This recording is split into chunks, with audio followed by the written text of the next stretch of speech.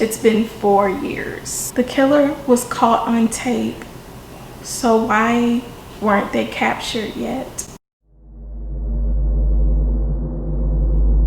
Hi, hello, welcome to the Jet Show. Before we get into today's True Crime Thursday story, I want to briefly tell you why I changed my name. I know this is like the third time that I've changed my name, but I've changed it because I felt like the life of Jet just really wasn't suitable for my channel because I haven't really been showing too much of my life. So I figure I call it All of Jet because it's all of me and all the things that I love. I love True Crime Thursday, I love true crime documentaries, anything with true crime I love. So, and that's what I've been doing lately, so it just made sense to just change the name to All of Jet. Now, let's get into today's True Crime Thursday.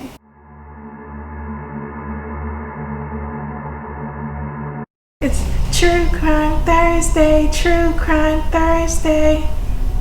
In today's True Crime Thursday story, I'm going to tell you the story of Missy Bevers. Midlothian is a small rural town in the outskirts of Dallas. It's about 30 minutes away from Dallas. A lot of people live there because it's more affordable to live and everything is more spaced out and it's outside the city limits. Well, Missy Bevers lived in Midlothian with her husband and 3 children. She was born in Graham, Texas on August 9th, 1970. She was known as being kind-hearted and very genuine before she decided to become a gladiator boot camp instructor. So Missy Bevers posted on her Facebook page on April 17th that she was instructing a gladiator boot camp fitness class at Creekside Church in Midlothian. The class was supposed to start at 4:30 a.m.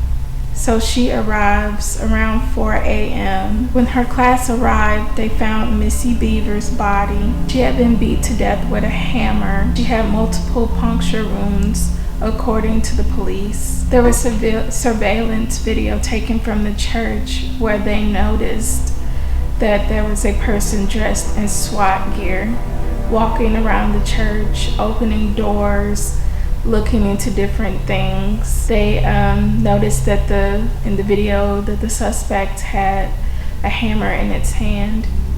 They noticed also that the suspect walked with a gait. If you notice in the footage, look at their right foot in the footage and you'll notice what the investigators were speaking of when they said that the person had a right gait in their foot.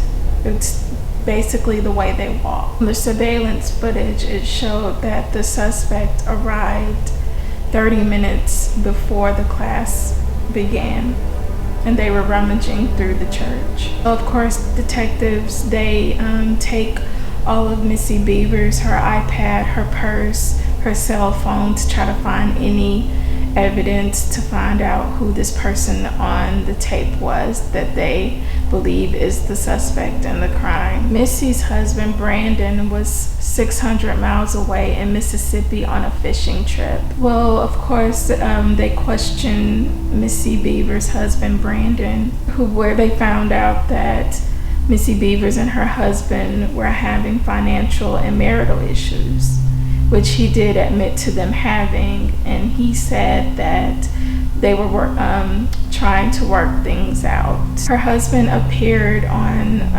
TV doing interviews, and a lot of people, as always, they always suspect the spouse. He was very calm and he didn't really look into the camera as he interviewed.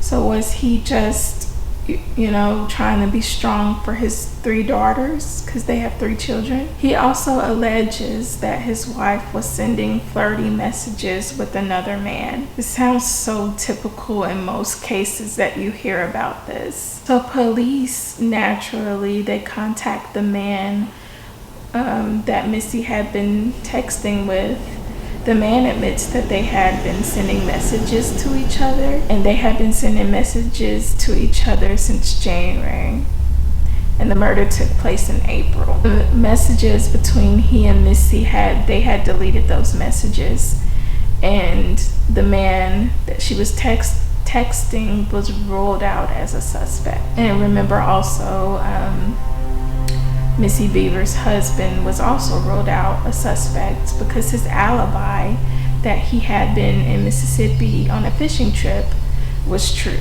The only information that the police have is from the footage. They believe that the suspect is anywhere between 5'2" and 5'7". The killer has a distinct walk, or a gait as they call it, if you look at their right foot in the footage. There was also footage from next door, from the sporting goods store that was near the church, of a Nissan Altima driving in the parking lot. At one point, the lights were turned off and on the car as it was driving, which made it look very suspicious. That car entered the parking lot around 1:58 a.m. and exited at 2:04 a.m. So they're not sure how, if this Nissan Altima was tied into the murder, but they were definitely looking into that as well. They believe that this was a personal attack because nothing was stolen from the church. And also, Missy Bevers had posted previously on her Facebook the night before that she was hosting a fitness class at the church at 4:30 a.m. and also that she had another class she was teaching at 9 a.m. So of course, naturally, police think that maybe someone saw the Facebook post. And also, the suspect in the CCTV footage was moving very slowly. So they were not in a hurry. So it was deliberate. They were thinking that maybe it was just a burglary. Police still don't know. Also, Missy, she would post a lot of her personal business on Facebook. She posted about what kind of car she drove, and she also posted her phone number. I'm not really sure, but I'm guessing that maybe since she was a fitness instructor, maybe she just put her number on there so people could contact her about, fitness classes. It could be. Possible suspect as well. They believed it could possibly have been Missy Bevers' father-in-law, Randy Bevers. A lot of information pointed to Randy Bevers, Missy Bevers' father-in-law. A few days after the murder, her father-in-law was seen taking a bloody shirt to the cleaners. He claims it was from a dog injury where two of his dogs got into a scuffle and blood got on the shirt, and he took it to the cleaners. And he also claims that he took the dogs to the vet to get checked out since the dogs were injured and there was blood. Well, allegedly, the veterinarian confirmed this story. They also believe that Randy was a suspect because he was around the same height and build as the suspect in the footage. Another motive that points to Randy is he wanted to see his son financially free from the relationship that he had with Missy Bevers. And he didn't want his son to go through that. As well as people believe that he knew about Missy's alleged affair and he wanted his son out of that. Also, Randy has a identical walking gait as the suspect in the footage. And it's also alleged that Missy was having an affair with one of the town sheriffs. They were allegedly seen in a squad car near the church one time. They were also allegedly seen at a restaurant in Mansfield, which is also a local city near Midlothian. It's been 4 years since the murder of Missy Bevers. Why haven't they found the killer? The killer is on tape. Why haven't they had a break in the case? Why won't somebody come forward? Because this is somebody's daughter. This is someone's loved one. Someone knows something. My final thoughts on this. It's kind of weird that it's just a coincidence that the father and son were both out of town. Did they hire someone to kill Missy Bevers? Who knows? Or was it someone that she knew? Or was it someone who saw her Facebook post and decided to kill her? Based on the footage, they don't know if it's a man or a woman who committed this murder. It could have been a man or a woman. If you take a look at the footage, the way that this person is walking, it could have been a woman. I just hope that her family finally gets justice and peace.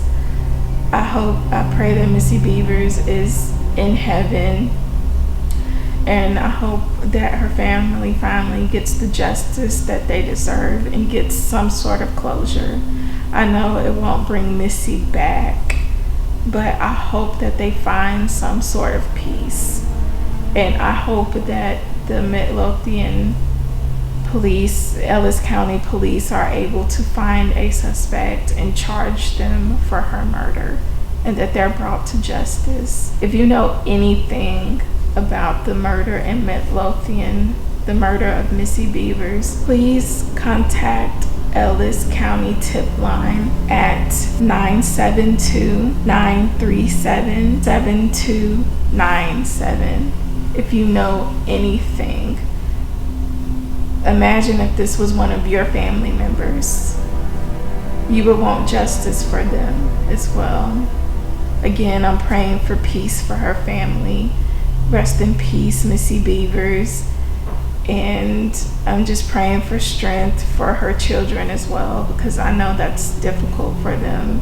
It's been 4 years and no justice for their mother. Thank you so much, guys, for watching today's video. Let me know what other true crime stories you would like to see. Don't forget to like, comment, and subscribe. And I'll see you next Thursday on True Crime Thursday. Thank you guys so much for watching. Bye.